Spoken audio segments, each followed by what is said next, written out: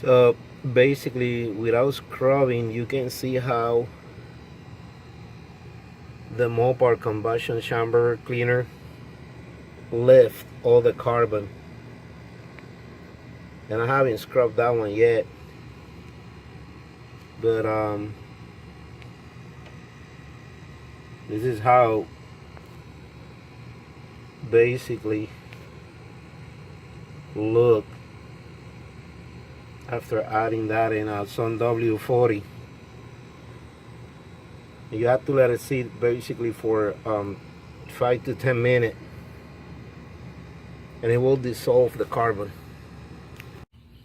Alright, so basically after using the Mopar Combustion Chamber Cleaning and using some WD-40, basically this is how the cylinders look now. I already cleaned the chambers in each of these. I put the piston down. Then as you can see, they look pretty good, I would say. And the only thing that you have to do basically is when you spray the cylinder with the Mopar combustion chamber cleaner, you have to leave that seat there for 5 to 10 minutes, if I'm not mistaken, or it's 15. Let's see. Yeah, it's 5 to 10 minutes. Yeah, you let it sit for 5 to 10 minutes, and what that does is basically lift all the carbon.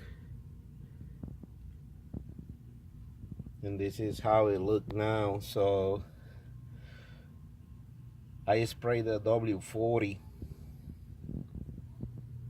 inside the cylinder chambers, inside the cylinder, in each of them look just like this one's right here. So what I'm gonna do now is cover these, and I'm just go ahead and go and clean the cylinder head and the valve.